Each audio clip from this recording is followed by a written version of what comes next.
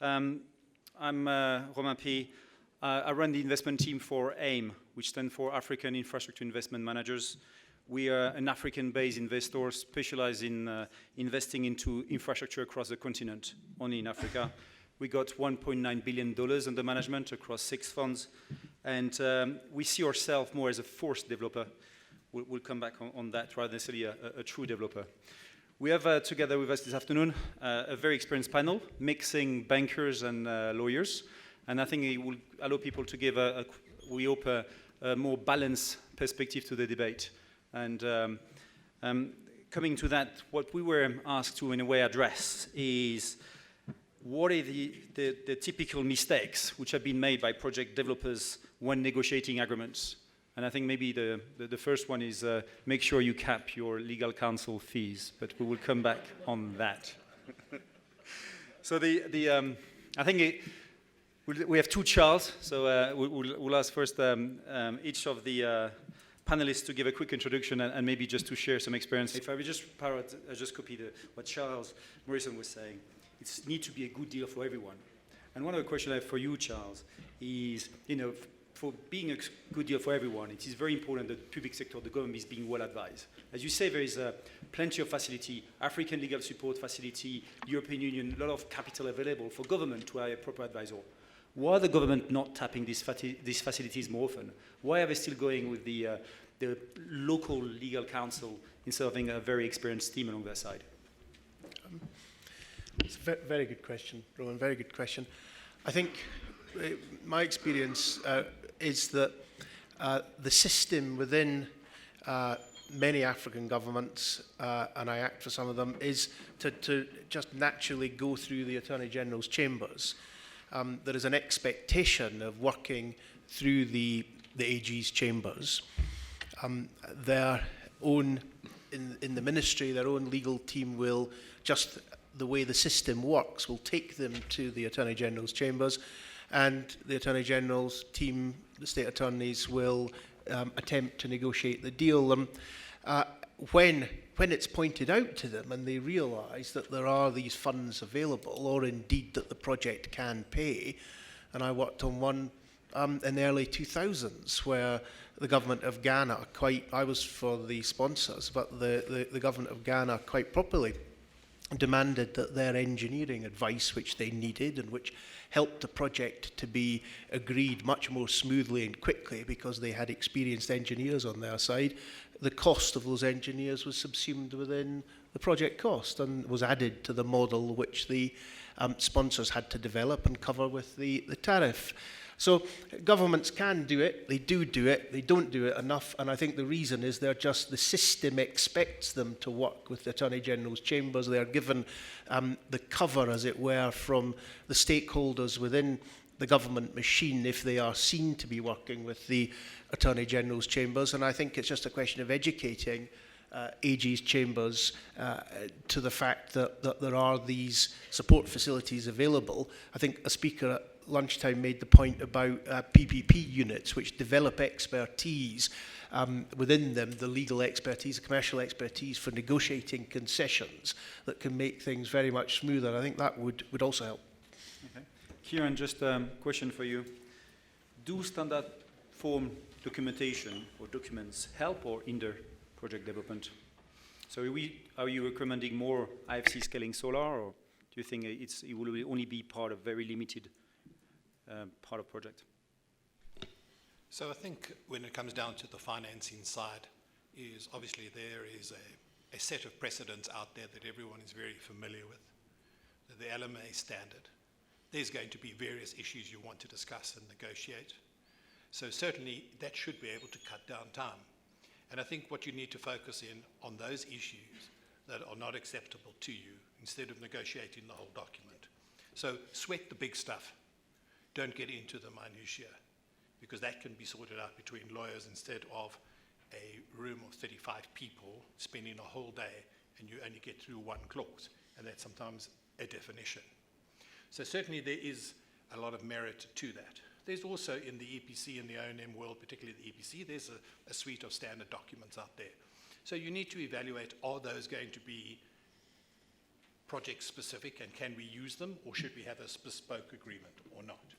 So I think in the REAP program, sometimes it was easier to use a bespoke agreement as opposed to using all the FIDIC agreements where you would have had special conditions outweighing the general conditions with all the changes that needed to happen. I think the other thing that where standard documents can help is prior to the REAP program, there wasn't really that much infrastructure built in South Africa that was being built through project finance other than the concession, the roads. The rest was being built by Transnet and Eskom, and they were using their own standard agreements. They weren't using industry-specific ones at all.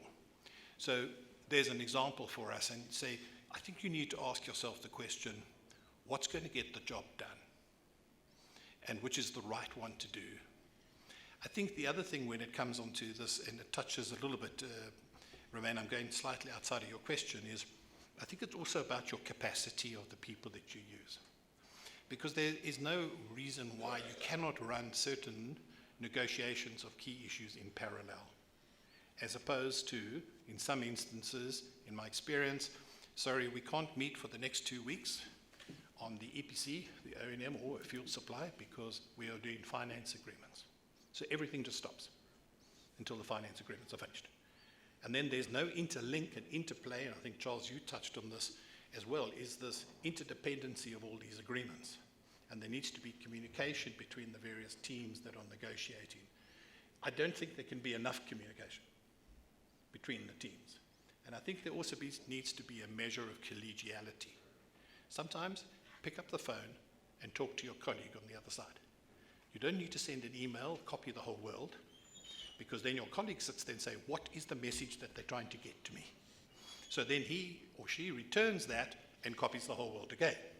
And then the other 25 people all say, what did they mean by this? And now we've got a whole lot of parallel communication going on, which is totally irrelevant to the issue on the table.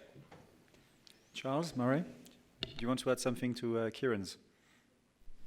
Sorry? Do you want to add something to on standardization of project documents? Or Yes, I believe that the process can be streamlined. I'm not too sure that one can come up with a perfect template for every type of document. But I think we agree that probably 90% of the content of these documents is pretty well understood in the market, and it's up to the lawyers to refine the other 10%. And the other thing is, very often, I think perhaps what we do as a profession is try and get too involved in the commercial issues, rather than just documenting what has been agreed between the counterparties. So I think that there probably is scope for more efficient drafting, and I agree with Kieran 100%. That, you know, as colleagues in the profession, we should be having more and perhaps more frank discussions with each other offline, just to make sure that there are certain issues that are not going to bog down the process entirely. So I think that that's one way to perhaps looking at getting sure that costs are kept in check, that timetables are adhered to, is perhaps a little bit more give and take in the process. Lawyers can be very stubborn. And of course, there's a lot of ego sometimes on the table as well, and I think we can do without that. But I like to think that at our level, Kieran, we're way past that. Thank you. One of the very sensitive issues which was raised this morning is clearly developers want to be rewarded for the risk they're taking. And there was a discussion on development fees this morning, saying some of the mighty banks and DFIs are not necessarily accepting to recognize the full development fees. Thiago or Tius? If you want to say what's your views on that? Is there a magic number, being percentage of project cost or others, which you need to get to? So you're throwing me this curveball now. This is not something we discussed before. Look, I think all the banks have different views when it comes to these development fees. Obviously, it has to be reasonable. No one will look at something and just accept something which is totally not in line with market. But I think more importantly for us, when we look at these things, is the numbers still have to work. So if you look at the South African Renewable Program, for example, if you put an extraordinary massive amount of development fees in these models, clearly the end resulting tariff is no longer going to be competitive. So ultimately, you've got to weigh up the balance between these different things. So as a firm, our view, we don't have a cap on these things. We're not going to impose specific rules, but we do want to still see them overall to be reasonable, and the numbers will have to work. Thiago? Yeah, I think I Just would. for the audience, Thiago will show me a number 5. So I don't know if it's 5% or 5 million. 5 minutes. No, I would agree with Tony. I don't think there's a number. I think it's quite project specific. Obviously, in the reprogram, it's sort of, balance itself out, to make the project competitive. In a situation there's not a bidding process, competitive tension going on, I guess, we would sort of benchmark that against similar projects that we've done in the past. And ultimately, as a mighty bank, as you suggested, we usually don't like the fee to be completely taken out at financial close, because then there's really no real equity from the sponsor, from that point onward. So usually we would follow what our credit committee would ask for, and sometimes we can go through sort of a partial payment of that fee at financial close, and then delay the rest to once it reaches COD, in order to actually make sure that everyone has an aligned interest in that regard. Thank you. I don't know if there is any question from the audience. Can we have a microphone?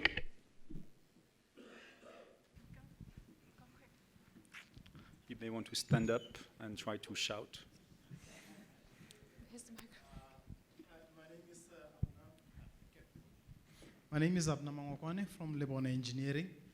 I'm just quite curious to find out, from the willingness from all parties in this room, in terms of, do we need to have maybe a new common different language, because we've got all these contractual documents that we as service providers often have to purchase. Are these documents talking to us, the technical people who've got maybe the technical or engineering solutions, together with the funders who've got the figures behind them, and the bankers that need us to make sense, in terms of going through with these projects, and also the legalistic people to come in to make sure that the technical solutions are viable, the legal people understand what you're trying to implement, and the financiers also understand how we want to do certain things. Do we need a new language around that? I guess that's just a Maybe, I think it was Kieran or Charles. I think what I was saying is your developer should be able to integrate the different dimension of your projects. So transform the financial model into what the legal position is, into what the technical position is, into that. So some people have mentioned as a commercial or financial advisor. Sometimes your developer is having the skills to bring that together. And I think he's acting very much as a translator into that. Charles, you want to add something, or Kieran? No. Yes, I think that the important thing to remember is that the legal input is really in the documentation. And the documentation, to a certain extent or to a great extent, is simply verbalizing what is agreed during the negotiations. And the basis of those documentations is the term sheet. Now, the term sheet is not drawn up by a bunch of lawyers. The term sheet comprises everybody who's got a stake in the project, technical, financial, insurance, whatever it might be. So I think that what the lawyers do is they use well-understood language which has been developed over a long time, and insert clauses which have probably been tested in a court of law to make sure that they actually do what they're intended to do. So I think that, and Kieran alluded to the fact that there is a lot of commonality in these documents already. You look at one EPC contract compared to another, you'll find that there's a 90% overlap to a large extent in those documents. But what the lawyers do is we don't actually create the projects, we don't actually determine what the technical solutions, what the financial solutions are. We merely assist in the negotiation process, and then we convert those term sheets into definitive documents. Okay. Do we have time for closing comments? Yep. Tius, we'll start by you. A few things. Yeah, thanks. So not much more to add. So I think the bottom line from a lender's perspective, and I agree with my colleague from RMB, not about the margin issue, that I agree with as well. I don't think there's there's a lack of capital in the market, both equity and certainly not debt. But I do think there's really still a lack of good bankable projects.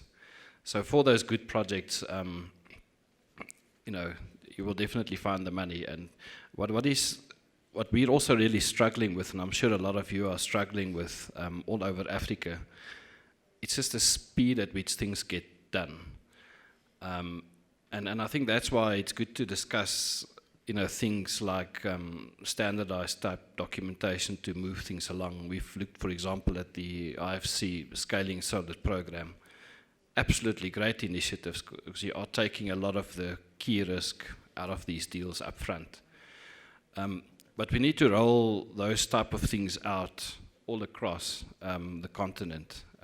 Because, like you guys, we don't get paid if we don't close deals. So I'll just leave you with that. I don't think there's a shortage of money when it comes to good projects. Kieran? I think as we go through these projects, I think there just needs to be a fair amount of mutual respect to each other and to all the disciplines that interact in these projects. I think we need to understand that which is negotiable for a party and that which isn't negotiable. And those that aren't negotiable, if we understand the rationale behind that, collectively we could perhaps come to a solution. But it's no use going down a cul-de-sac and flogging a dead horse if somebody can't move from a position. And rather just park it, take it offline, enter into some bilateral. But before we do that, make sure we understand why the person, our colleague on the other side of the table, is saying no. Charles? Yes, just to pick up the point from my colleague on the left, I think that the standardization of documents has really taken project development forward, and the World Bank IFC program to roll out standard form PPAs, for example, in the energy world has been, I think, a really important development, so that governments or utilities start off with a decent form PPA and get the negotiations off on that footing. The Loan Market Association has done its job on loan agreements. The days of lawyers putting forward their own loan agreement and negotiating it are long gone. Everybody knows what a loan agreement should look like now. They know the points to take and the points you shouldn't take. If you have experienced advisors, it's not the documentation that will be the problem. It's just focusing on those usual commercial risk points, the force majeure, the change in law compensation, the liquidity protection for your tariff, your debt service reserve. Those kind of issues are where the time is taken in a project. It's not in the legal documentation per se, but to see more of that standardization, absolutely. And as I say, I applaud the efforts of the IFC and the World Bank in rolling out those programs around Africa. Charles Murray? I think at the end of the day, the negotiating parties must go away thinking they could have done a little bit better, but are still satisfied that they've closed the deal. I think it's so important to close these deals. The country needs the power or the infrastructure that is on offer. And I think that with the right amount of goodwill, the right amount of intention, and the right amount of patience, that these projects should close. I think the bidding process is a good one because you are going to end up with a price which is probably best for the country. So I think that with the right attitude, the right will, and the right determination and energy, we will get these things closed. Thiago? I think just sort of a final comment, and again, lesson learned. I think South Africa is a very different market from the rest of Africa. And even within the rest of Africa, you have very different markets. Some are more matured than others. So I guess my sort of personal advice would be, particularly for developers going out there, that you need to also recognize the other side. So some of them don't have the same level of sophistication, of experience, of skills, and sort of be to some extent aware to that, because sometimes we see some frustration on the other side because those entities feel that this is sort of the international developer with its foreign banker coming in and trying to just impose something on us. So just be a bit attuned to that. And under the same sort of theme, I think something that hasn't been mentioned here, and again more valid to markets outside of South Africa, which are not necessarily that sophisticated, is even in terms of the laws of those countries, sometimes it's not even clear. You know, if you go and start, we had this discussion around, does the project require tender or no tender? I mean, we had 3 legal opinions, each of them with a different view on the same issue.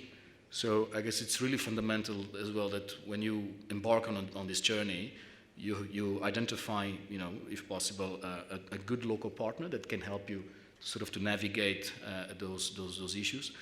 Fundamental, and I think it's very often overlooked, it's actually a good local counsel. I mean, in some of these markets, it's actually very difficult. I mean, more than once we had on one specific issue asked different lawyers in country, and we got 2 different responses. So it's very difficult then for the lenders to start taking views. And then I think ultimately is, you know, also the bank and the partner that you choose, because again, all these markets are quite different. I think it's very presumptuous to put all of them in one bucket. And I think in that regard, you know, select an advisor, a financial advisor that has some experience in that particular market, has actually done deals in that market, understand the issues. If it needs to make a phone call to a minister or central bank governor to, you know, solve the problem of the license for the funds to come in, it can help you with that. And obviously the bank as well. You know, I'm not trying to publicize my own bank, but I think it's important that that experience is there. So just a few words. I think we're saying, I think it is important that all of us, all the stakeholders are building trust and communicate between each other to make sure that we achieve one goal, which is closing deals. It's all good to talk about what we're going to close. If we don't reach financial close, there is nothing, no power coming into the equation. Now, the macroeconomic situation is changing across the continent, so we need to keep, and I think the panel has said a few times, but we need to keep 2 things in mind. The first one is the currency risk. A lot of countries, you know, I will sign PPA contract in dollars, but their customers are charging local currency. This is not necessarily sustainable. So I think we just need to be all mindful of that, trying to find ways to go around that. And the second one is, when we look at the continent, what we've seen across the last 5 years is a deterioration of the credit worthiness of the main utilities across. And I think the government have not been focused enough onto that. At one stage, if you don't have, you know, I will just quote one of my neighbors on the table. They say, you know, the power sector value chain, it needs to be sustainable. At one stage, if the customer cannot pay, if the private sector, which is invested in disco, cannot recover the tariff, you know, something is not going to be well in the sectors. And you can have the best contract you want. At one stage, this will explode. Thank you. Doing business in Africa. You can't afford to be without Africa Investor.